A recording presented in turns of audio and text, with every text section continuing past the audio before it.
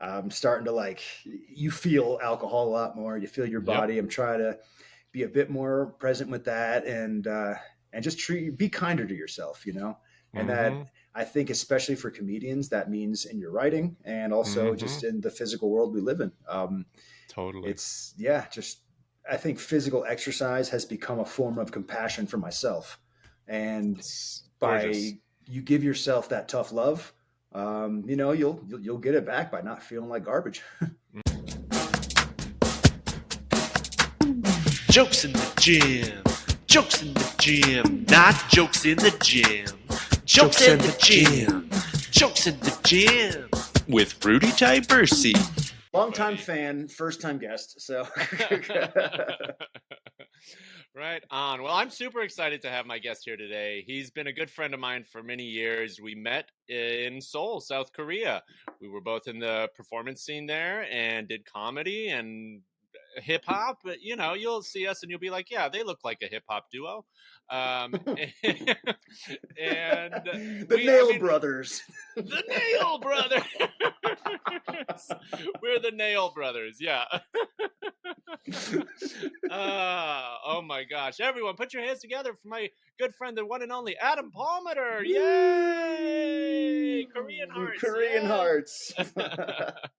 I saw a couple of MMA fighters doing like the stare down the other day, and one of them like reached into his pocket, and the other guy was and he brought out the Korean Heart, and I was like, oh, look at those guys, they're gonna hug for 20 minutes.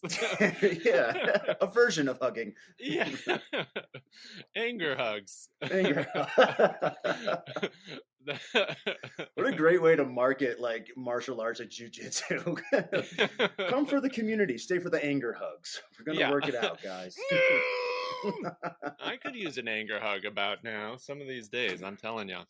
I mean, you know what? I feel that's just part of exercise right there. Everyone has their own anger hug, They really do. Yeah. Well, you got to loosen up the spine somehow. You got to open up the somehow. You know what works for me? Surgery. That has been tried and tested. Dude, yeah, it seems like, every so often I talk to you, you've had another surgery. What happened to you recently? I don't want to brag, It's no, which is kind of funny. I thought this would be a perfect time for when you reached out for the podcast. Totally. I tore the ACL and meniscus in my left knee. No. Actually 13 years ago, about a couple months before I made it to Korea, was the first time I injured that knee. And I think I had a tear in the ACL just doing some kickboxing stuff. I just came down on it wrong. So for the last several years, it's always been there. It'll pop in and out here and there. Maybe I'll take a day off or just have to limp around a little bit. But about a month ago, I put all of my heart and soul into this injury, and I think I nailed it this time, bud. I think I got it this time finally. Dude, good job. I literally stepped off a ladder one step, and there was a rock behind me, and it was like kind of the perfect storm for my knee. George Clooney was there. George Clooney was. Oh, you mean the Cap? Yeah, the Cap. Yeah, he saw me through. Yeah, and another comedian. Actually, this was in Arkansas, in Bentonville, Arkansas. Do you know Raj Suresh? I think the name sounds familiar. Yeah, he's been around. He's opening a new bar venue in Bentonville, or has opened. And in Arkansas. Bentonville, Arkansas. Cool. And when I start my paintings, I do a whole background color first, and there's literally one space about this big left. It was the final brushstroke, and then like the Cosmos had other plans. They're like, nah, bro, I don't think you're not finishing this one today. And it was yeah. So luckily I just turned a wall white to black. So it's not like I started something and it's half finished, it just so I will finish it. I'll once it's done. But I've been on crutches the last month. I got these boys right here. Ooh. Oh wow. And we're talking about health and exercise. Recovery and injury is a big part of that. Huge. Traditional crutches is what I was on. These are 1,000 times better. You had the old armpit crutches. I had the old armpit crutches, and those ones, if you use those for a while, they start to hurt quite a bit, like up in the old pits. But these ones I've been calling them my South Park crutches. That seems to be something everyone understands. They get it. Yeah, when I try to describe them. Yeah, exactly. Yeah. When I try to describe them, I'm using these new crutches, but it's like, the ones that go in your forearm and you hold on to the handle and people are like, and I'm like, Jimmy, and they're like, yes, okay. Now I get it. Those ones, so, it's amazing what an incredible point of cultural reference that's turned into for this injury. But I've been on these for about a month. I got probably another couple months because turns out, U.S. healthcare coverage, not great. Turns out comics just don't get the best healthcare coverage. So my healthcare would have me waiting probably 3 months to get this surgery and get my knee repaired. So in 2 weeks, I am actually flying to Thailand to Chiang Mai to pay out of pocket. But the surgeon who's doing it is the same surgeon who works with the Thai national team. So he's constantly this is what he does, I guess. Yeah. I'm picturing like a mechanic, you just come in, like, what do you need? Tune up, flat tire? Okay, let's fix you up real quick. But it was actually the first time, my girlfriend ended up doing a whole lot of research on the doctor and looking up Yelp reviews and all this stuff. And I love it. Pretty positive. I'm actually excited to be able to go to Thailand, a place I love, and warm weather. You've lived in Thailand a bunch, right? At months at a time. Not really officially. I guess the last place I really lived was Vietnam. And this is, going back about 8 years almost, about 7 years. Yeah. And, but since I left there, I've been pretty nomadic. But one of my gigs is emceeing an entrepreneurial conference in Bangkok each year. So that actually brings me back to Thailand. There's a great comedy scene out there, as you know. Yeah. So, I'm actually excited to get there and possibly get on the mic a few times too. Or not exactly stand-up comedy, but, we're going to see what we can get. Half-stand comedy. Half-stand comedy. Yeah. Leaning comedy. The lean up. I'm a lean up comic. Listen. Just call me Dimmer. There you go. I'm just gonna do that for a good 7 minutes solid and just really just hammer the point home. We'll see how many times the same punchline cycle can come around before it's funny, awkward, funny, awkward, funny. Just the same thing again. Yeah. We only have 8 minutes of material, so we're just going to go through that for the next 60. Yeah, good thing is South Park's got a bunch of seasons, so we're going to we're playing the hits. I hope Trey Parker and Matt Stone aren't listening. Yeah, we're going to be doing all the greatest Timmy quotes from across all the seasons of South Park. Doesn't he just have the one? Just the one. But he says it in a lot of a lot of episodes. So, you've traveled and you've lived all over. You've done comedy in so many different countries. Do you know how many countries you've done comedy in? It'll be 22 now. 22. So, I love 22. That. Yeah. And that means a bunch of things, though. It could be I'm sure, you go around small mics, not even a comedy open mic sometimes. Sometimes no one speaks English. You're just getting it in. But then sometimes, I think every major city is going to have a good, English speaking comedy scene, at least that I found, more so obviously Europe, that area. But when you get to Asia, where we both started, you actually were by inspiration to get on stage. I came out to a show. It wasn't in Seoul. It was near where I lived in Chukchon. Yeah, it was Bundong, but it wasn't Pub 210. It was another place there. And you and Jeff were up, and I remember watching you, and I was like, oh, I want to do this. This is what I want to do. And you kept saying you had just started at the time too. Yeah. I think you might have been 6 months in at least. And I was like, how do you do it? And you looked at me like, well, we're going to start by getting some beers and then and it'll just work itself out. And it kind of, I don't know. I feel like we just kind of hung out because it was probably the following weekend when the Space Rhyme Continuum was the closing act for the comedy for Stand Up Soul.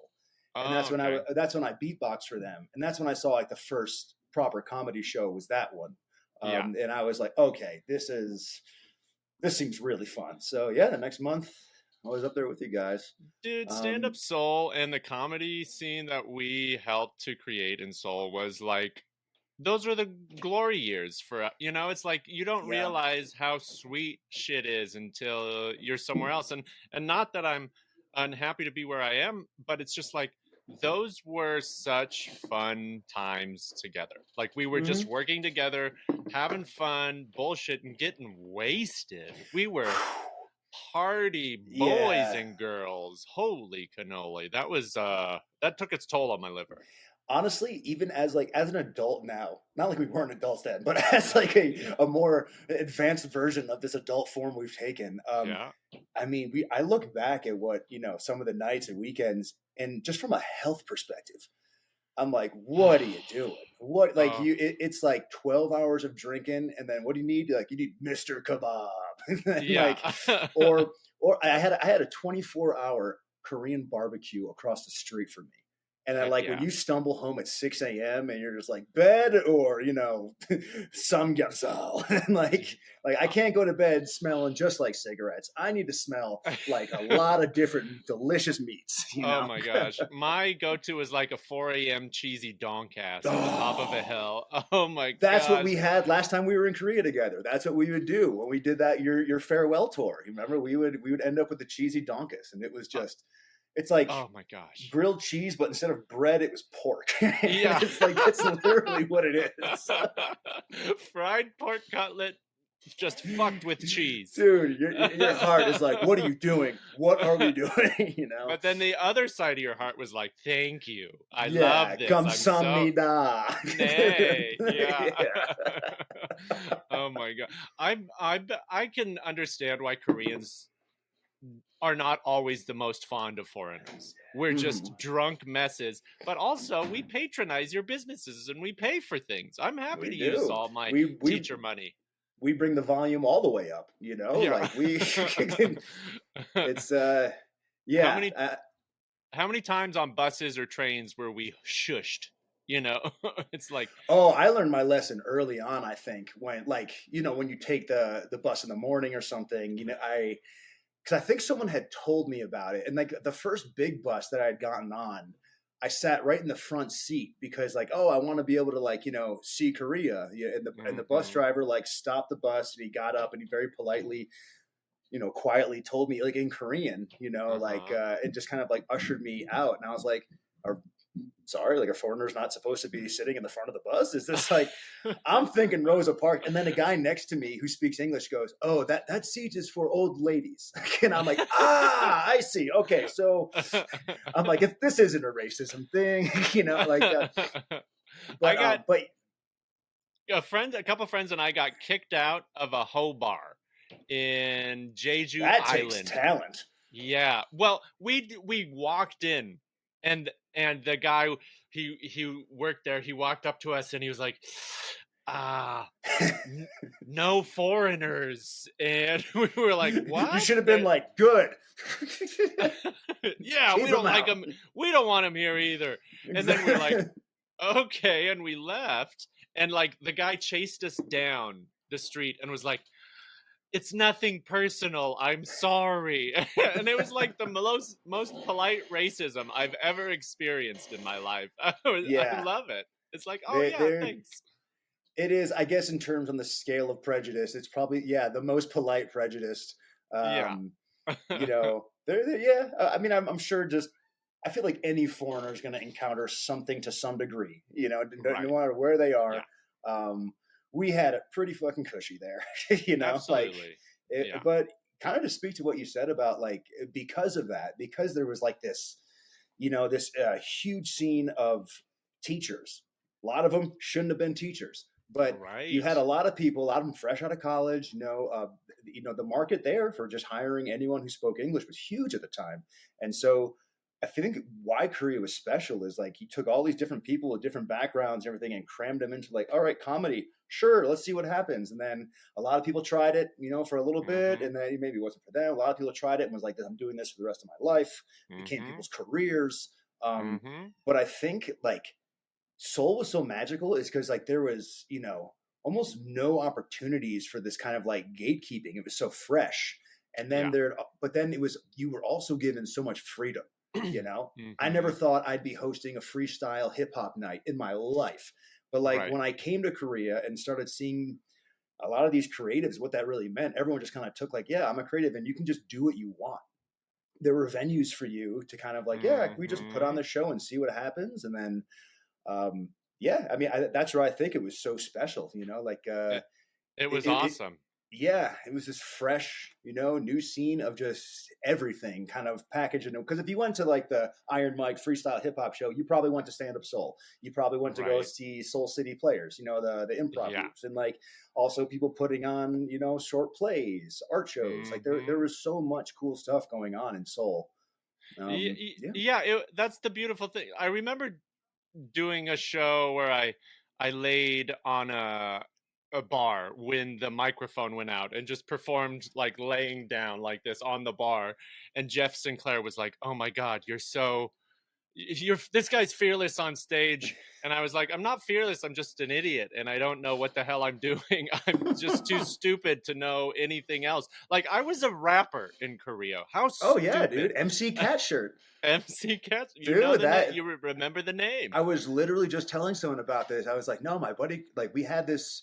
It was a total open door. I mean, we had legitimate MCs who would come through and freestyle. Yeah. We had a live band, and we would play these sort of like little improv, like hip hop inspired improv games. Shout out Space Rhyme Continuum for, Naughty Rooster, Benny Fax, I mean, all those dudes for being able to like, yeah, exactly. To like really be able to, I think they set up something great there. But, I don't think, the Iron Mike show would have happened if it wasn't for Space Rhyme or for Stand Up City or for Stand Up Soul. But when you started showing up and you literally told me, you're like, I've been practicing freestyle rapping just because, I don't know. You're like, I want to give this a shot. And you wore a different cat t-shirt every time you came on stage. But the best part, like you would follow a really talented MC, who had great punchlines and everything. And then you would get the mic and everyone would be like, oh shit, here he comes, and it was, it was just this free form slam poetry, but I feel like it was you, everyone just loved, Rudy. And they're just like, hell yeah, get up there and try to, Dr. Seuss the shit out of this. Well, yeah, the whole vibe for me, the typical MC is going to rap about how cool they are. And I was just the opposite. I just rhymed how lame I was, essentially. And like, instead of like having a rad dick, I had like a silly weird one. And that was my whole goal. We did this. I won 11 months in a row, Old Dirty Bachelor, which was just the dating game in rap form. And so I would just try to make the person laugh. I won the game, and you're supposed to go on a date with the person who you rap to, and I never went on one single date. So. Yeah. But sure, there'd be a lot of forms they had to sign. My whole goal, like one of my favorite games was Beat the Beatboxer, and you were the beatboxer, and you would just beatbox faster and faster and faster and faster. And my whole goal was just to make you laugh. So I would just rap and get to punchlines so I would win. It's not that I was a very fast or good rapper. It was just I could make Adam laugh once in a while. I feel like that was a fun, unique challenge because like I feel like everyone else, I feel like you always went last too because like no one could really follow that. That was so much part of the show. It was like highlight a few very talented rappers. Who would come up and, great rapport. And usually I'd be able to, to keep a faster beat. The funny thing is, like, I learned how to beatbox to even join the Space Rhyme Continuum. Like, when I first got to Korea, they were like, we're going on the subway and we're filming like a little freestyle subway video. We wish we had a beatboxer. And I was hammered. And I was like, I love beatbox. And then they were like, sure, meet us at noon at the subway station. So I stayed up in a jimjilbong, like trying to practice beatboxing. And then I get to the subway station at noon. No one was there for like 2 more hours because we all said goodnight at 8 o'clock in the morning. But like, So were you just rapping to these Korean men in the old sauna? They were. Oh, no. This was me literally. Like we go into the sauna and then I came out and I just hung out in the locker room. Because everyone, it's like you can't bring your voice over a whisper when you're in the jimjilbong sleeping room, obviously. Right. The sauna is the sauna. That's a cultural, cornerstone of Korea. You just don't fuck with it. And then, and so here I was just in this like trying to put like this tiny towel around me, and it's like, and I'm just like trying to sweat out of a drunk. And I'm just like, and then like, I'm sure Koreans who are in there are like, oh, this poor guy. I don't know. Like, he's having a seizure. This guy, we need to get help. They're just like, damn, like, I don't even understand that English. I'm not sure what he's speaking, but they're like, that's Chinese, right? Yeah, pretty much. It's different Mandarin. dialect. Yeah. But I mean, I think kind of, circling all the way back, it was like that part of the show. It was just like, all right, Rudy's coming up. And it was like, we always like see at the end, because we knew it was going to get a huge laugh. It was going to bring down the house. And it was like just a great segue into another jam session, and we did that show for a couple of years. And then like looking back, I mean, I've been very fortunate to produce like so many different types of shows now, tons of comedy around the world. I mean, recordings, music, just like so many things. Yeah, and you've done a lot. I would have to say that, like, those early days of just like being allowed the freedom to just like go into Rocky Mountain Tavern, and that was our Cheers, like every time you went up there to that second level, like that's where the stage was, the mic, that's where Jeff would do his, the trivia. Sunday hangout for the trivia. Yeah. I mean, it was that was like our theater, And because we were all away from home, we were all isolated in a way. We created this family, this community that was like tight knit. And I knew I was accepted by the hip hop community because I didn't give myself the name MC Catcher. Childish did. Chad Blue did. Yeah, he's like, I know what your name is. He's like, MC Cat. And this is from a guy whose like favorite thing is Child's Play. His favorite thing is Chucky. Like he wants to get stabby and bloody. And he's like, oh, MC Cat shirt. Yeah. Shout out to Childish. I got to get a hold of Chad. I haven't spoken to him in a bit. But wow. Man, this is going MC Cat shirt. And remember there was MC Donald's who would come through. Was that multiple people? No, I forget the guy from. I'm blanking on his name right now. He used to take out his teeth. He had like a bunch of fake teeth. Oh, nice! And like at the end of his rap, he would like pop out his like fake teeth and smile, and just have this huge hole in his mouth. Oh, I remember that. I know. I feel bad. I'm spacing. Well, that's what Korea will do to you. Turn your brain into Swiss cheese. Was he Irish? He might have been Irish. No, he was from like Kentucky or Tennessee, like somewhere. Yeah. Okay, that makes sense. Oh yeah, he was tall, curly hair. Yes, curly black. Oh, I can't. Yes. We were supposed to meet up. Was he a Luke? Yes, Luke. Yeah. Well, cool. MC Catcher, but yeah, we had a lot of good stuff in those rooms back then. Oh my gosh, it was a blast. I was going to say that kind of led me to the point of just like, I think because we were given that DIY permission to do stuff, that totally has helped us. Both of us have recorded our own albums, like DIY, like on our own terms, but kind of developing that skill set and like what that like production like looks like, for the scale we're working with, I think has totally been able to help us. In that 100%. World, so, yeah, that's what I do love that about the DIY scenes that we've been a part of, that we've helped create, is that you're just too naive or stupid to know not to do stuff. I'm sure I've made so many mistakes doing all the things that I'm doing. I'm like, I've done it all on my own. The way I've kind of seen it is like, okay, I'm a comedian. What are the things that a comedian would do if they were trying to make a go of it wherever I am? And it's like, okay, just do comedy, record your first thing, like film stuff. Just, I wrote a TV show. Like, what are the things, make a podcast. Those are all the things that comedians do who are successful. And it's what the ones who aren't as successful do as well. So it's just like, what do you want to do? Figure it out and go do it. You could rap or make a comedy special. You were a big inspiration for me. Albert and I talked about it. Albert was a big inspiration as well because he made his own comedy special. And it's like, I love that. I love that us guys from Korea, comedians, just went on to other parts of the world and we're like, I'm going to try to make a comedy special. And we all did. Who cares if it's good or not? I think the big thing there is that the fact that we all left, for us, or America, I think a huge step of that is trusting yourself enough to go to a foreign country and think like, all right, people live here too. It's probably going to be okay, like it's not. I think that first initial step, because I mean, I was a teacher in New York, and like, wasn't doing comedy. I just started. I mean, I did graffiti when I was younger, and like I just started doing a little bit of art.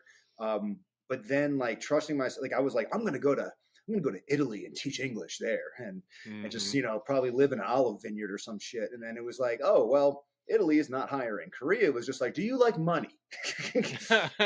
please enjoy this money and our nightlife. And so go like, and I was like, Korea like never would have been on my radar. Absolutely would not have been on my radar. And you know what's funny is like every video that I watched of people who lived in Korea, or like expats, or like this is what it's like living in Korea. I always noticed how shitty the weather was. I was like, it always looks pretty gray, and then it's gray again, but hot and gray, and then it's cold and gray, and then it was like, so I was like, okay, Korea, here we go. I really, again, knowing nothing about it and super foreign, when I think when we showed up, because you got there, what, 2009? I was there 2008 for a year, came back to the States for a year, and returned in 2010. Okay, so I had gotten there in February 2010, and it was, I think probably right at like the threshold of where social media and smartphones really started to make everything so much easier, like I don't remember anyone at our comedy shows recording anything, with their phones. It just wasn't really there yet. That's not a good sign necessarily, Adam. Well, I'm sure. I'm thinking though, like just technologically, culturally, I think there was kind of like more of a presentness there. But everyone in that room, for the most part, had made that decision to cross the border and go into Korea, into a big unknown. So I think that kind of like that kind of like shaking you up a little bit. Really served us to pursue things in a DIY nature, because it was just like nothing bad's going to happen by like starting a scene yourself or doing something yourself or getting out there. And kind of like one of the, when you go to these expat comedy scenes like around the world, you meet a lot of these people who I think like, comedy scenes in the States, amazing, awesome. I think there's a lot of similarities. There's a very heavy like pattern, because everyone's coming from kind of the same culture, and we're all encased in the same social media and everything like that. And then, but then when you make that jump out there, it's like, we're performing with people from, England, Australia, New Zealand, South Africa, so there was just this huge scope of what it means to be a global citizen, and a lot of the jokes that would work in Eugene probably wouldn't work in Seoul, and vice versa. It was, and after 3 years in Korea, I remember coming back to New York, and I was like, I'm gonna do comedy all the time, and I can't wait to hit the ground running, get booked on late night, and then week one, I was at an open mic. I paid like $5 just to get 3 minutes. And there were people, there was like 60 people in the room, and like there were people I recognized from late night. And I was like, oh, so this is the end game? Like you've been on TV, but you're still paying $5 to like, I mean, in New York, it's like, I think it's probably one of the hardest grinds for comedy, but I think it's just some of the rawest and most fun talent to be around, everyone's really drawn there. No one's really going to Des Moines for a comedy career. They're probably coming to New York or LA. Totally. And so, but I feel like when I got there when I got to New York, I was able to think like, okay, comedy's not going to work out the way I think here, which is fine. Like, and I just kind of, at that point, I think was like, I'm going to put on a show. I just want to hang out with the best comedians like in the world. And I just want to be a part of whatever this is. And so that was fine. Like, pro tip to any comic who wants to get booked on shows, like book your own show. So because people will find you, and then you just, especially if you're hosting, you're getting X amount of minutes on stage time per week, which you might not be getting if you're just doing mics, if you're just trying to get booked. Kind of taking that control of how much stage time you get to, really, I think just helps you get those miles in, the road work in, just helps you, the reps, get the reps in. So, and I think like coming from Seoul, what do you wish you knew going to New York that you didn't know?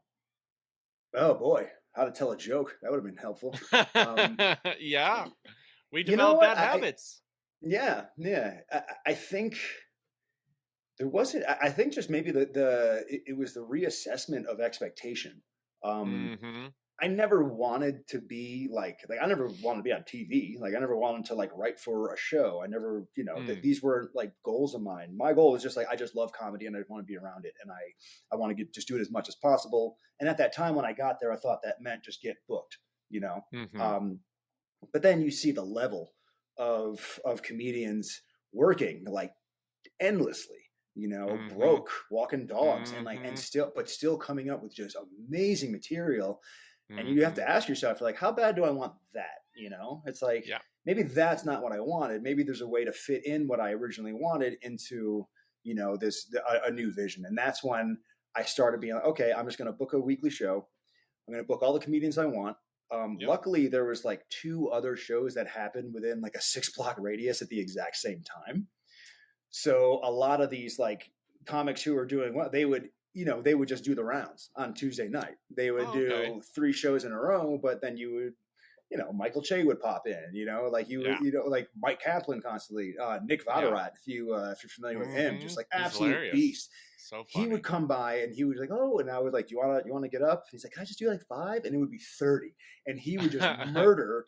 Yeah. So like, I think I started reassessing the kind of like opportunity as a fan to just be Uh-huh. around this. And I was Just like, this is a life goal. This isn't like a professional goal, comedy, whatever, it's, mm-hmm. I still got my time to get up there and work on jokes. I wrote a lot of great material, some not so good, but I Mm. got to be really involved with like, I think something truly special. And, Mm-hmm. yeah, so I think that kind of really, it wasn't so much what I didn't, which I wish I knew. It was Yeah. just kind of like this adjustment of what I was Yeah. expecting out of to be as happy as I possibly could in New York. And that's so important to kind of assess it that way, as from a perspective of happiness, because you're talking about, I mean, 98% of the comedians we know do not make a living just from comedy, right? True. Maybe 5 guys, a handful of guys and Mhm. gals, whoever, not a lot. And so it's like, okay, how can I make comedy a part of my life that is enjoyable, that is fun, that is something I'm excited to be a part of? And a lot of that comes with creating more realistic expectations. Hi, Bobash. This Yeah. is my hi, girl. How do you Hey, think about babies. comedy expectations? She wants me Yeah. to stay in Eugene forever, so she has very small dreams for my comedy. Oh. Well, actually, a quick question for you then. I guess when you came back to the States, I mean, we both experienced different levels of kind of shell shock and adjustment. I went right to New York. I think you were in Minneapolis for a bit, and then eventually settled in Eugene. And I know probably very Mm-hmm. different scenes, but what was that experience like for you? Well, it was tough. I mean, part of the reason I chose Minneapolis, well, my sister and her husband lived there, but Mhm. there was also a girl involved, and That's right. we'd fallen for each other the last time I was there, and by the time I returned, she had kind of ghosted me, and she was also a part of the comedy scene, and so it did not make it smooth for me. It was a I was 40 minutes out of town in a Oh, new place. I remember driving 45 minutes in the freaking snow to go up at dirty bars at midnight for 4 people, and that's what comedy is. And so it's like, mhm. okay, this is what comedy is for a lot of people. And it just wasn't I didn't find my groove there. And I had a good time, and it was cool to get up at Acme maybe once in the year, once or twice or whatever. But it was a challenge, and I had no money. And then when I finally started the big job search, trying to go to a bigger city that had good comedy scene, I was applying to jobs all over the country. I applied to more than 100 jobs across these fine Damn. United States, and I got maybe 2 interviews out of all of those. And it was Oof. I'd worked for 4 years at a university in Korea. I had tons of years of experience teaching in a variety of levels, doing all sorts of stuff. And I just found that coming back to the States, that wasn't valued. And neither was my comedy, in the sense that it was just like, I'm just another guy, who cares? And so you just have to take that with a grain of salt everywhere you go. It's like I was going through, I got kind of humiliated on the day before my birthday, moving right back. But at the same time, I also got to experience High Plains Comedy Festival. Adam Caton Holland came to Korea. We performed there. And then I was like, I'm going to volunteer at your festival. And eventually I got on a show or two. So that's like my best credit in the States, essentially. And it's just from, doing work, saying, hey, I'm going to be there. Show up to the place you're going to be and be ready to perform, be ready to do whatever. So it's like, what did I want when I came back to the States as far as comedy is concerned? I just wanted to grow as a comedian. I wanted to work towards an hour, essentially. I think that's what I wanted. I wanted to be more successful and have more gigs and get booked more and maybe do feature sets and that kind of stuff. And that was a lot slower. Everything was just so much slower because, we go to Korea. You said you met me 6 months in. I opened for Ted Alexandro 6 months into my career. Like, what a stupid thing. How in freaking Seoul at Roofers, I opened for Ted Alexandro and I saw him a year or two ago and he remembered me. You know what I mean? It's like, how freaking lucky are we to have had those experiences? Guys like Brian and Jeff and you and Albert and Aaron, she was awesome. Everybody was awesome. And we just worked hard because we loved comedy. And I think that I'm finding what I like and love about comedy is the community, essentially. And that's why I wanted to start a podcast, is because I want to connect individually. I haven't necessarily found the greatest satisfaction in large groups. I'm a bit of an introvert, as weird as that might sound to say. But I like one-on-one time. I love one-on-one time. I want to get to know more about Adam. I want to get to know the juicy bits about my friends. I want to get to know your scent. I mean, I feel like if anyone would know it by now, it'd be you and Jeff. Yeah. I've spent a lot of time in that nape. God.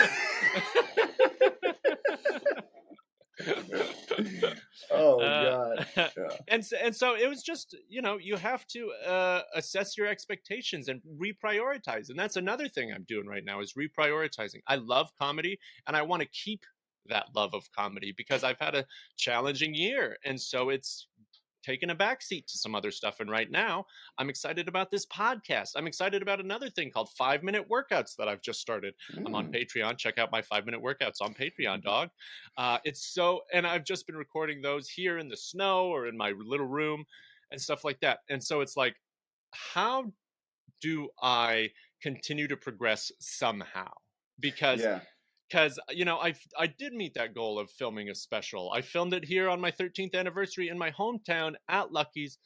Kyle came, Jeff and Rob came. These people came to my show just to support, and it meant the world to me. It was so fun to be able to do.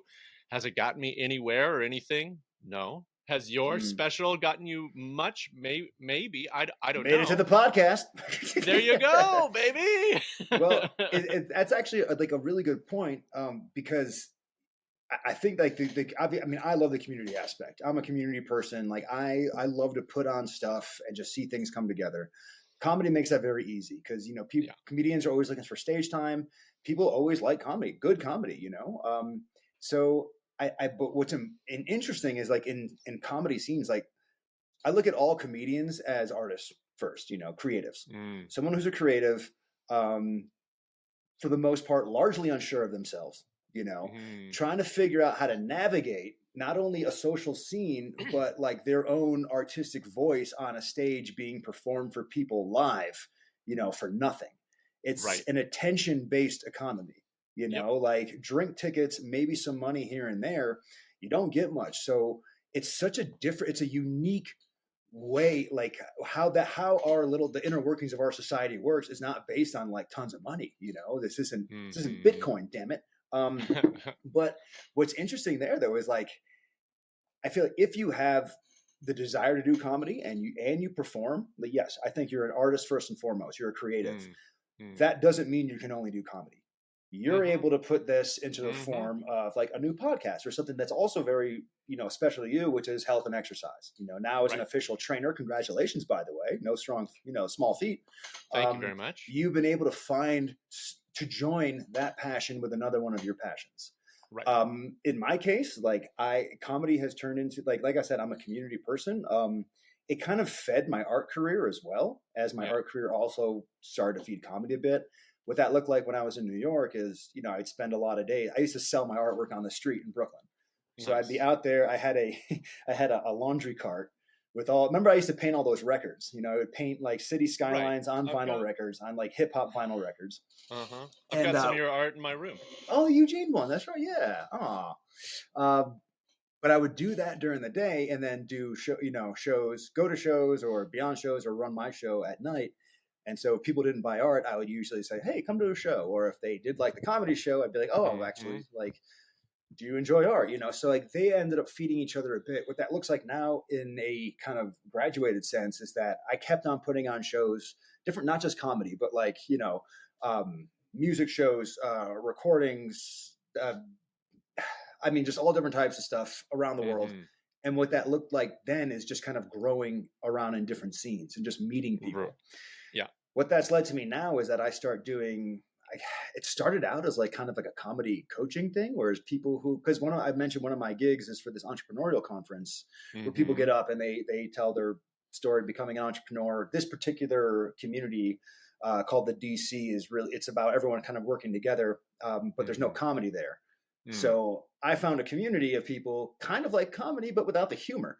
And so I kind of injected myself into that, saying, hey, I can MC your conference. I can help you with your stage presence. I can help you with joke writing. So that took its own form. And that, like just a few weeks ago, I started filming commercials for my buddy's Greens Mix, which is like these YouTube ads. So it took like that form.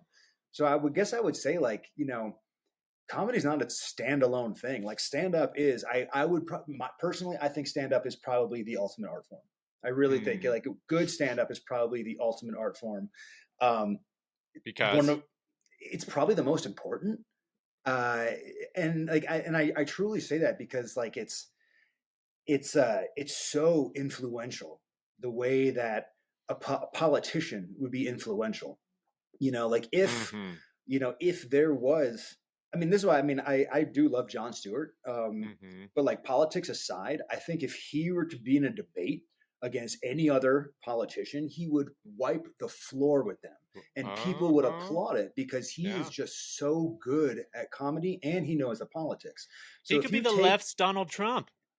Honestly, I don't see him running for president, but I do see him running for office. I think he is quite, passionate but regardless, not even just him, I think like if you take any interpersonal skill, something that makes you charismatic to people and you put on humor, like that's just, it's huge. That's where the magic happens, like when there's very few other art forms where people are involuntarily like crying. Like it could, yes, there could be a movie, of course there are things that can make you cry that way, but that's not a live interaction, that's not like, I think comedy is a one-sided conversation and, and a lot of that eye contact, reading the room, feeling the energy, callbacks, like there's all these things that then woven together just become this perfect art form, human interaction art form, which I think there's really nothing like it. Yeah, no, you're right. I like to say comedy is the illusion of dialogue because that's how I see a lot of what I do is classroom management on stage. That's what people, it's like, okay, attention.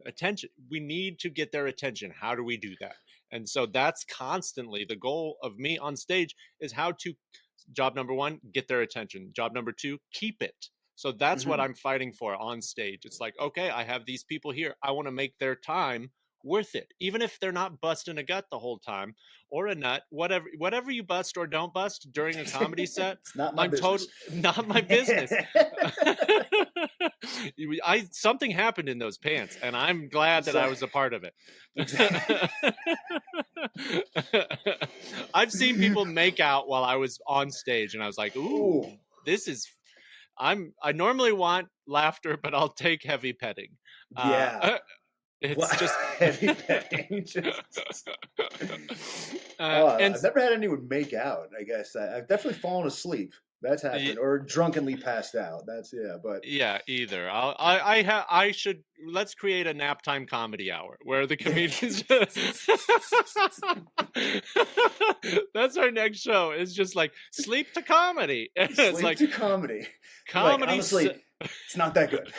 Yeah, that's the tagline. That's the point. That's the point. Yeah, honestly, it's not that good. Just oh god, that would be really funny. Of just like everyone like going through your joke books and just reading off very gently all the shit that doesn't work. Yeah. Like just... We're thinking about you here, audience members. Yeah, exactly. We value naps, and if you can't get 20 minutes in this 45-minute show, well, then we didn't do our job. Same thing about exercise. If you can't get 20 minutes in, what are we doing? What are we doing? Exactly. So you're on the Timmy crutches. It's back. We're back.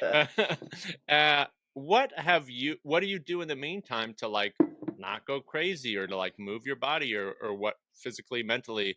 What are you doing in these times when you're injured and you can't do things like you normally could? Yeah, mostly getting on, Reddit sites and just posting anonymously. A lot of very tricky opinions, we'll call them. No, Under MC Cat shirt. Yeah, exactly. I'm Rudy Tyburczy. Let me tell you about sniper rifles. Exactly.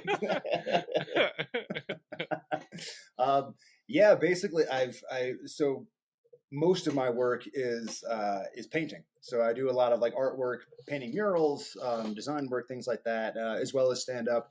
Can't do any of them now, so I'm kind of here focusing on seeing how I can help. Well, like I mentioned before, putting that comedy stuff into like other areas of my life and how that can help other people. But for physically, yeah, it's been tough. What I do, because I travel so much, I like to bring my gym with me. So I have these S&M straps. Hell yeah. So this is like the TRX system thing. Are you familiar with that? Like the straps you just put up. For sure. This is a knockoff I bought called DST. So I don't know where. Three letters. It's got to be the same. Yeah, it's got to be work. 3 letters and some strap. I got this in Lisbon, actually, in Portugal, probably 6 years ago. And this has come with me just about to every country I go to. Nice. Not to say that usually when I travel, I like to find a gym that could be just a regular gym or like a jiu-jitsu gym. I'm into martial arts and things like this, so that's always fun. That's also an easy drag and drop community right there. Even if you're not into martial arts or anything yet, if you haven't tried it, I would just say go to a class because you just meet more people. And that could end up just being a really good social outlet for me. Like I said, I'm a community guy. I love showing up to a gym, and there's one thing we all have in common: we're going to get sweaty and touch each other. And it's like angry hugs. Angry hugs. But like once that's all done, it's like cool. So where are you from? What do you do? And everyone's catching their breath and getting to know each other. And by that point, everyone's exhausted, and there's like, you don't have that same anxiety you might have if you just like show up at like a speed dating or a meet and greet. You've kind of like, it's like going to a speed dating and then fucking immediately and then finding out who everyone is. It's like join the orgy, questions later, and then we're going to get to what you do during your 9 to 5. But right now, put my toes in your mouth. Let's get through this. But I was going to say it sounds a lot like the dance class I took recently, but that is not what it sounds like. Yeah, that was not. There's way too many naked people to be in there. So that's if that's not immediately available, or if I just want to have a gym day at home or whatever, I can throw that up, in a doorway or hanging on a tree. I've had some really great workouts with an amazing view. Love it. If you can just strap it to something, which is always my motto: strap it to something. But strap it to something. Yeah, strap it to something. So I carry that with me, and then these. I don't know if you're familiar with these. These are egg weights. So I can't say that I am. Anyway, yeah. What do you do with them? These are. They look like grenades. Boxing. Yeah, they're heavy. I think there's I think this is 3 kilos maybe.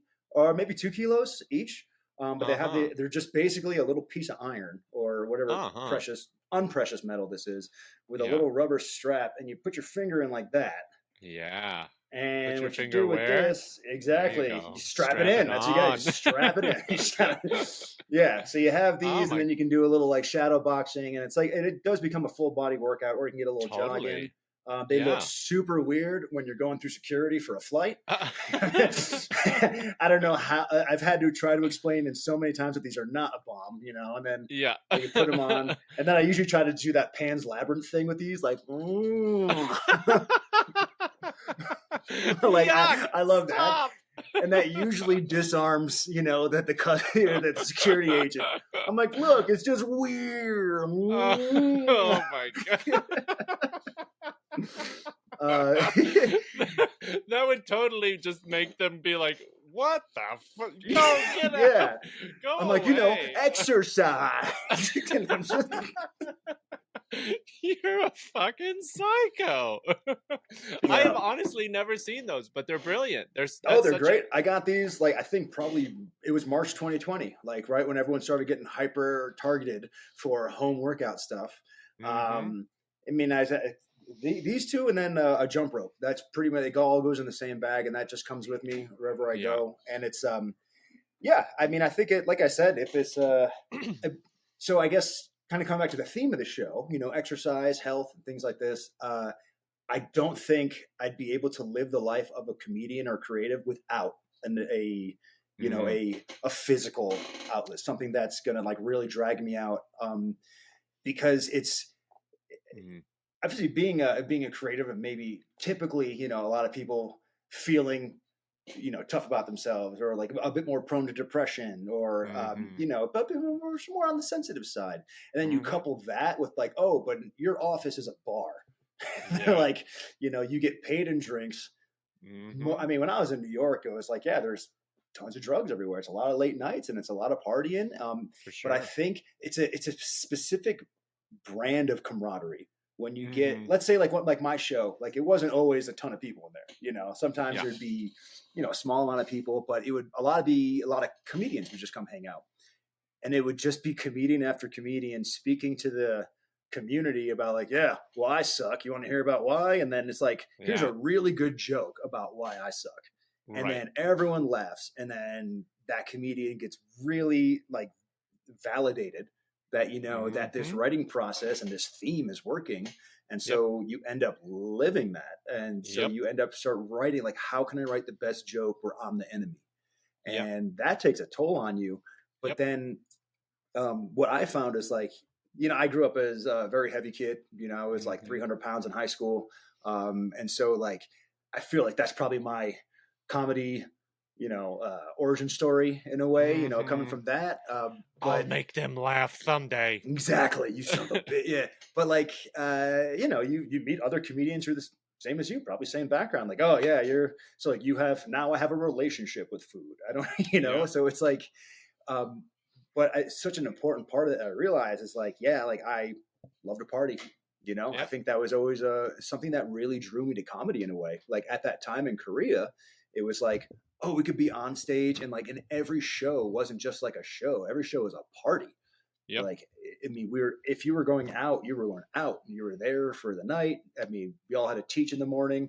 And you're like, as long as I get a solid hour of sleep, I'll be okay. And then I realized once I started doing comedy just how much more I was actually drinking. Right. And it was so much. And it was expected. I mean, I think still very much, is like, I can't say that I've been on stage sober a lot of times, even if that means a drink or two. Because it just becomes such a part of the process where it's like, all right. And luckily I feel like I've made a lot of headway from this, but it used to be very much get to the show, have a drink beforehand. Before I opened the door to the venue, it's like I probably had a drink or two. I used to have a little flask of whiskey, just you gotta pack your own lunch. You gotta sometimes. start. Yeah, but it was always just like, here we go, and this is just a part of my 9 to 5. And so you drink, you lubricate, you do whatever, and then obviously no good decisions happen after you start with that. So how's your relationship with alcohol now? Better. Well, at the moment I'm doing this anti-inflammatory diet to prepare for my surgery.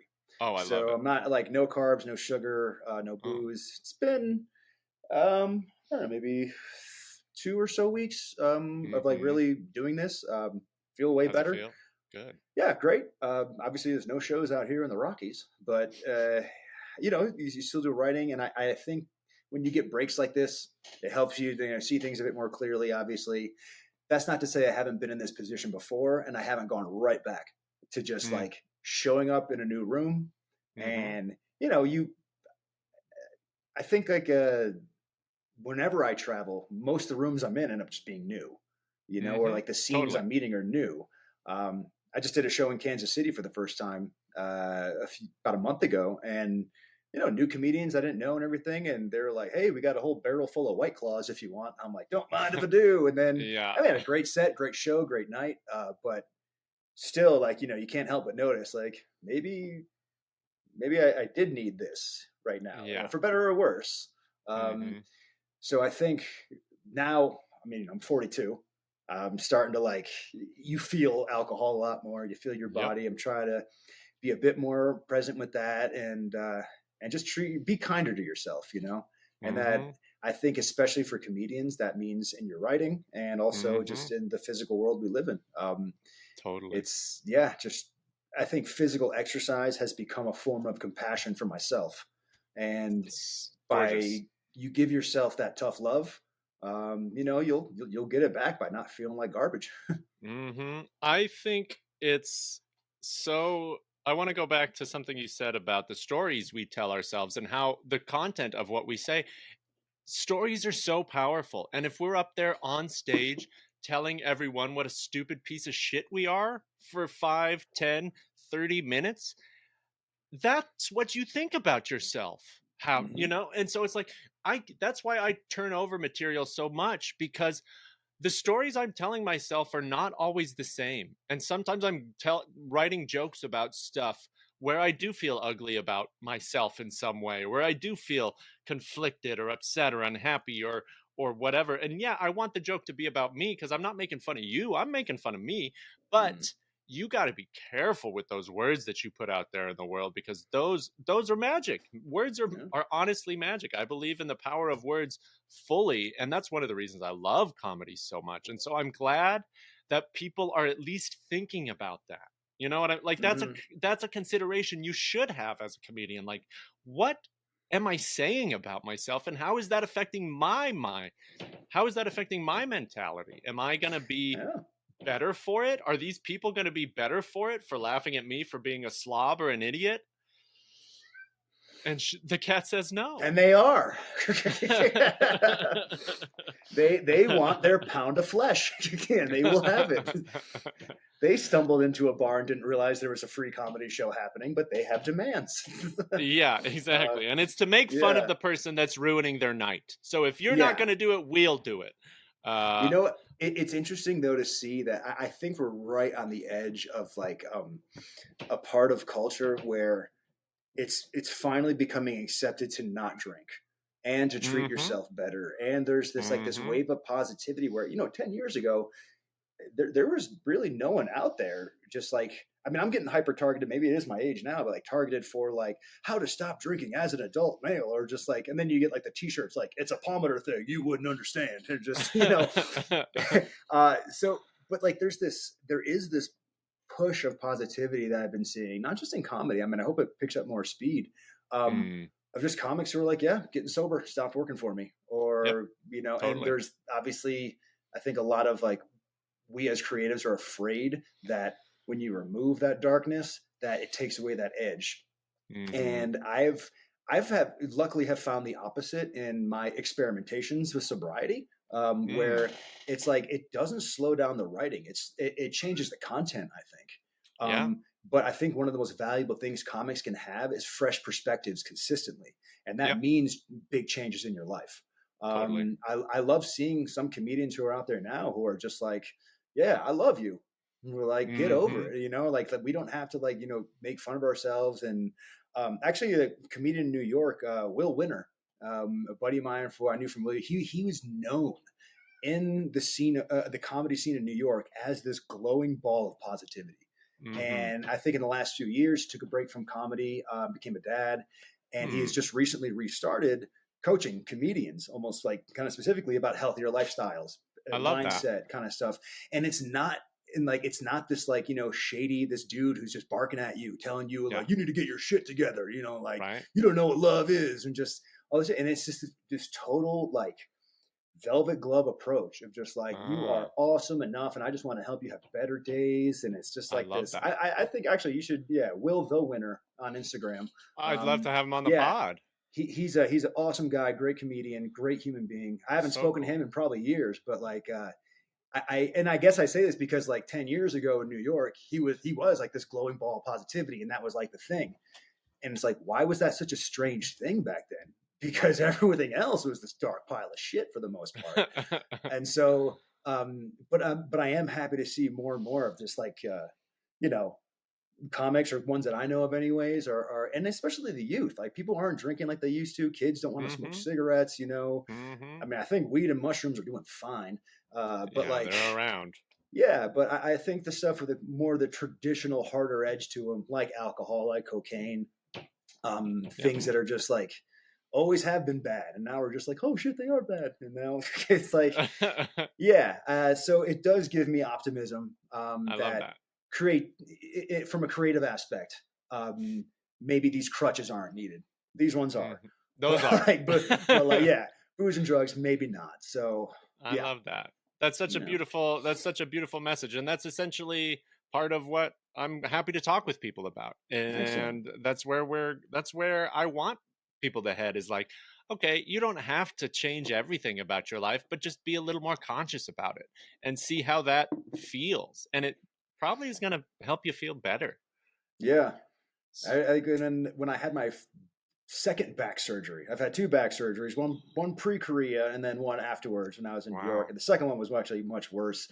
And this is actually one of the reasons why I'm going to Thailand, because I went through my insurance and was in bed for 6 months with just incredible sciatic pain, all the Oxycontin I could get. I mean, they were just feeding it to me. And I remember I would go to my show. The only time I would leave my apartment was to go to my show Tuesday nights. I had like a cane, Oxycontin, muscle relaxant, whiskey, like some weed, maybe a little toot if I needed something just to kind of get energy. I get to the bar, shot, beer, start the show, and I did what I thought was comedy at that point.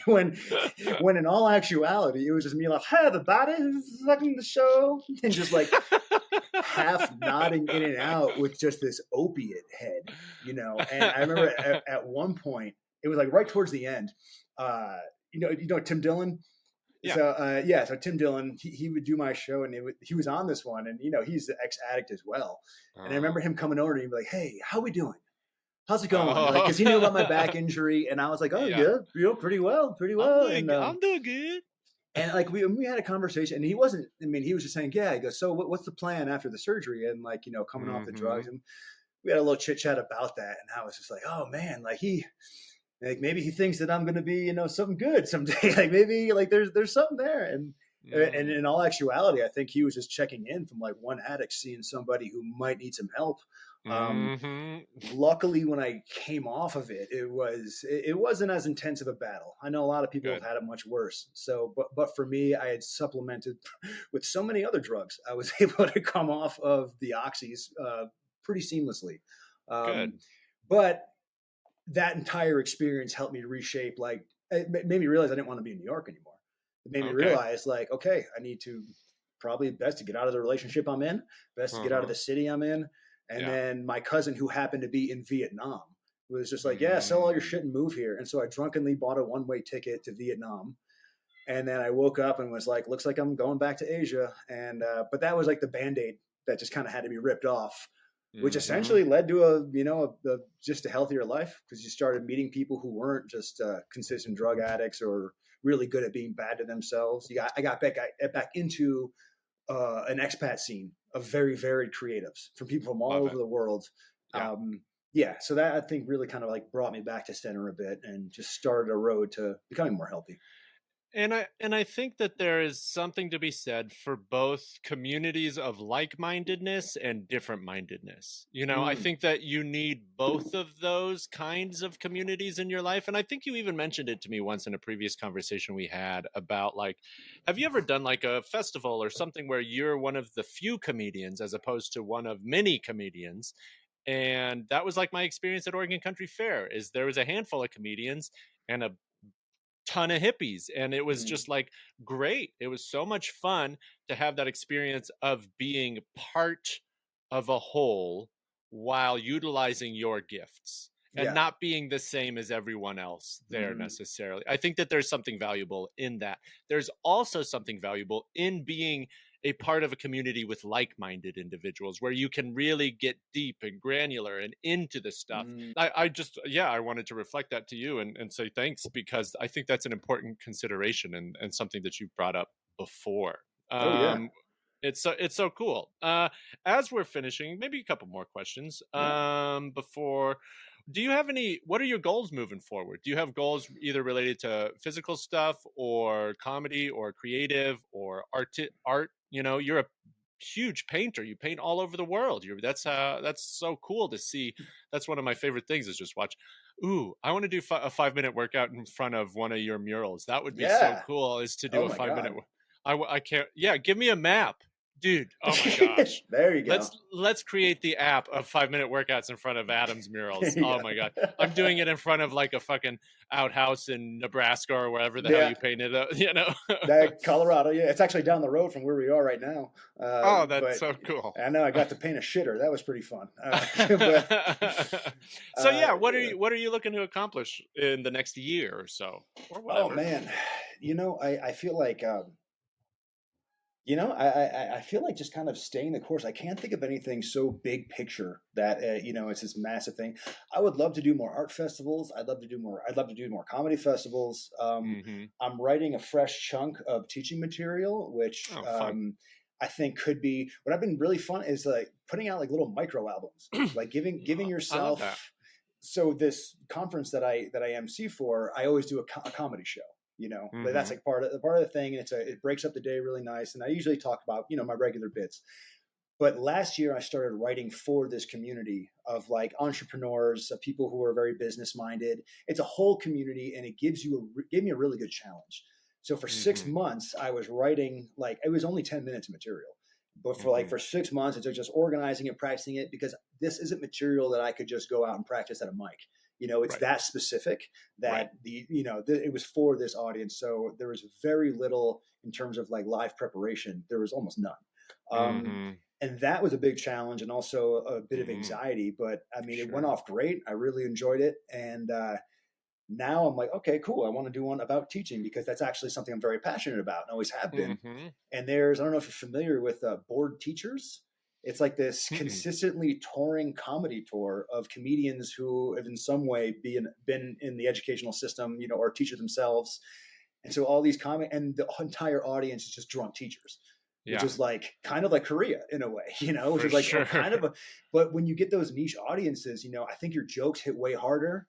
Yeah, And like those kind of experiences I'm going to be looking forward to a little bit more. So I that's so think cool. like my goal for comedy is just to write more for certain audiences Yeah. and see where I can, really niche down and what that might look like. For art, man, I've just been painting everything I see. And I Yeah. think that's like, because my art is It's a really, problem. it's rarely on a canvas. So like because I travel full time, I only bring paintbrushes with me. So I can't, So it's cool. really difficult to build a community while I'm in a place at a month or two at a time. So Mm-hmm. but I love to I just want to paint as much and meet as many people. What I do is when I get to a new city, I go on the Facebook pages and I say, hey, I'm giving away a free mural to a Love it. school, to a Yeah. charity, to something. And it does two things. It gets me a free wall. I'm going to get painted. Like, I'm going to do it. And Mm-hmm. it also gets a lot of eyes on my artwork. And so a lot of For people sure. start saying, hey, maybe I can hire this guy for, my business or my home or something. So that just helps me branch out community. So wherever I am, it's just like, So boom, cool. I can hit the ground running. I would like to be able to fine tune that process a bit more. And I'm actually Yeah. going to be, basically just trying. I'm using a virtual assistant who's going to be doing marketing and like reach out for me to like hotels, bars, restaurants, cafes. So the next city I go to, there's like 1,000 emails that have already been put out to I people love with that. my stuff. So I would like to build kind of a portfolio of a bit more professional stuff instead of just full of shit houses and, you know, like random thing. Because one of my biggest joys is like walking down the street and seeing a wall or something in a business. And I'm like, I know exactly what's going to go there. And I take a photo of it. I put it into my iPad. I do like a little mock-up version. I go up to the business. I'm like, hey, do you want this? And like, that's show them what I want. And they're usually, I kind of back them into a corner where they can't say no, you know? And so, but angry hugs. Yeah, exactly. I mean, I painted a jiu-jitsu gym in Colombia last year. Gracie Barra, like, so it was awesome. But I mean, in terms of like, you know, big goals, yeah, I think maybe just kind of staying the course and this kind of like sharpening my processes, I think is my bigger goal for this year, just to make it better so I can meet more people, do more things, do more comedy, and just make my curated creative life a bit easier. So that's so cool. And physically, I want to dance again. Fair, yeah. You're just listening to that George Michael song on repeat. Never gonna dance again. Sorry, I'm sure that was very bad on your ears. I apologize to all. You are my George Michael. Wham! Right in the ear. Well, that's kind of what I want to do with gyms. I'm like, I could tour, because part of what I want to do now is teach fitness classes. I just got my training certification. I'm looking into I'm growing to group fitness classes, and I forgot how much I like working out with other people because I'm used to just working out with my headphones on, and I've taken them off in the last month, and it has improved the enjoyment of my workouts so much. I don't need to get in the zone anymore at the gym. I know how to get myself there at every single set if I want. And it's not as important to go to failure all the time. What's more important is that I'm there and I'm feeling my body and I'm feeling where I'm at. And occasionally, if I want to become a trainer also, you want to be available to the community around you. So if you have your big headphones on, that's a sign that says go away from me. So I've been taking them off, and I'm taking group fitness classes, and I'm getting to know the teachers and stuff like that, and trying to teach my own. So I'm doing these 5-minute workouts to get experience when I don't have a job. I'm just getting experience on my own. And so like that idea of like just creating your opportunities for yourself. Again, you're a big inspiration for all of that, because I just see you doing all of these alternative, you know, jobs, painting whatever you see. Yeah, man. Well, and honestly, this kind of just came to me. I feel like it's similar because you know, you're just starting out this whole thing and trying to, you know, build clients, you know, and kind of find a voice in the health industry for your comedy, you know, if that makes sense. And then, but you're kind of doing like the same thing that I, when I was first starting to do it, is I believe any creative who has a skill, something they're passionate about and they love and they want to grow it, give it away like it's your fucking job. Give it like shotgun blast that, give it away for free. And then people who see that value will come to you. I think something that would be awesome for you, especially maybe in the coming spring or summer months, offer free comedy workout classes in a park. And you're like, stand up, like maybe even like with headphones, and you're just like, yo, just come work out with me and listen to my new jokes. And then you can record that. You can do these. And even when people are resting, when they're done, you just throw up a 10-minute set. And you're just like, cool, now here's some water and orange slices. Now I'm going to do all these jokes, which I know you're probably writing about exercising, and you just have this set. I feel like that would be a really strong move for you in terms of just getting your name out there. It's a really low incentive. No one's paying money to see it, but they want to come, you know, they see you, you're a great hang, you know what you're doing, you got sick abs, they want to hire you. So I feel like, I think that could be like a really natural transition. And that's a great idea. You have the heart to like, you see the value in what you do. You have the heart to give that away without being like, I should be paid for this. And it's like, no one put a gun to your head to be a creative, you know, like, yes, there is, I mean, I know people will push back and they're like, no, you should be paid for what you do if it's of value. Of course. Why should you deny yourself an interaction or opportunity or a chance to give something useful to someone who might need it for free? When you when it's a very, very, you know, low impact for you. So absolutely. I love that. Yeah, man. I see this going far for you too. Like I do. Like, you're Thanks, very man. passionate about this, and I think you have that heart and the drive, and it's super unique. Yeah, So yeah, I'm man. excited. I'm excited to see where it lands. I'm gonna do all this stuff for the year, and it's just because I want to do it and see what happens. I think it's exciting, and I think that it's worth exploring. If I die trying to help people get a little more active in their life, then that's a worthy death. You know what I mean? And that will be super ironic. Like, how'd he go? It's like, his body fat just got too low. And just... He turned into a 13-year-old gymnast and he died. Yeah, He just I know. shriveled. Yeah, really good gymnast, though. Really good gymnast. He stopped getting his periods. I apologize to anyone that's happened. All right, Adam. Last question before we finish up today. What is the advice you would give your beginning comedy self? Yeah.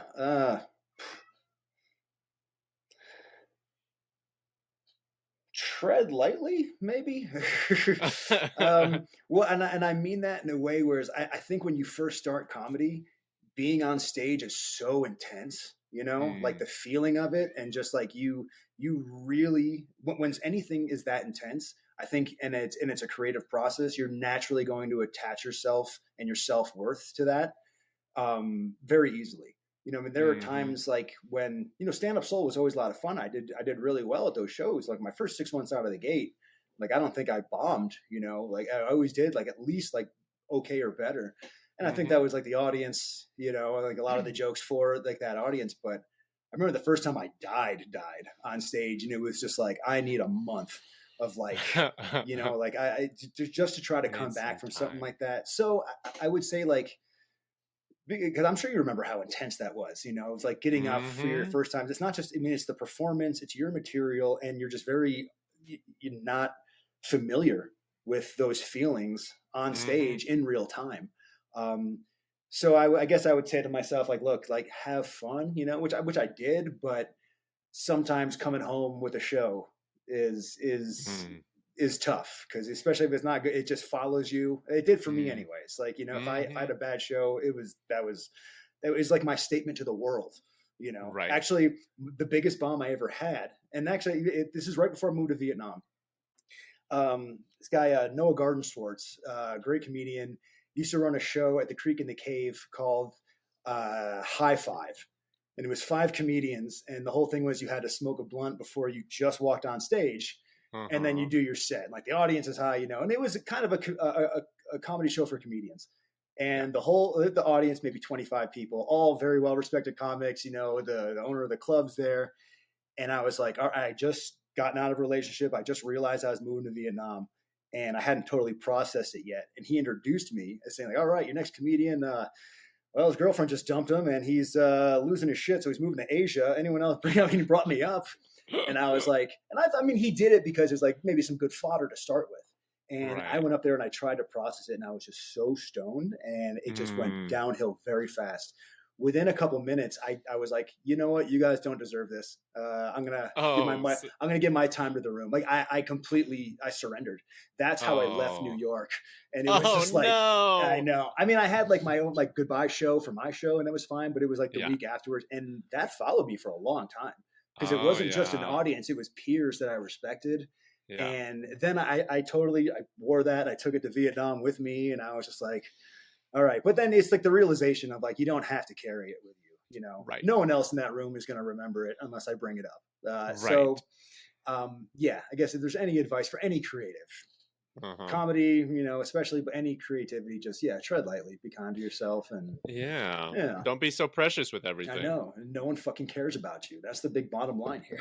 That is ultimately a big lesson to learn for all of us, especially as creatives, is people do not care nearly as much as you think. Who gives a shit? Just do your stuff. You can't hold on to it for too long. Yes, you want to take pride in what you're doing. Yes, you want to get cuddles from your kitties, but it's not the end of the world if you have a bomb. It doesn't mean that much almost every single time. Other than what you make it mean. So make it mean something good for you. I think that's kind of the point, right? Make it be fun. Make it be something that you can enjoy. And if you do, then more likely than not, other people are going to enjoy it too. Totally. I always tell people, like, don't forget, you got inspired to do this. You know, that didn't just come from nowhere. You got inspired to do it, and that means it's part of you. So, absolutely, be kind. Yeah, be kind. I think that's a beautiful message to kind of finish on. Adam, I really thank you so much. It's always so much fun. Oh, dude, to catch up. Absolute pleasure. Yeah, it's always a delight. I love you, my friend. Love you too, bro. I'm excited to see how we both continue to grow this year and how your Thai knee operation goes. Yeah, man. Hopefully they only work on the knee. In the near future, we'll make a video in front of my paintings doing some angry hugs. So yeah, dude, that's a beautiful painting idea. Yeah. All right, Adam. Well, thank you again so much. Thanks again. Ciao. Oh, dude. Jokes in the gym, jokes in the gym, not jokes in the gym. Jokes in the gym, jokes in the gym. With Rudy Tyburczy. I was born in Eugene, so like I feel like, you know, that kind of, it might be in my blood.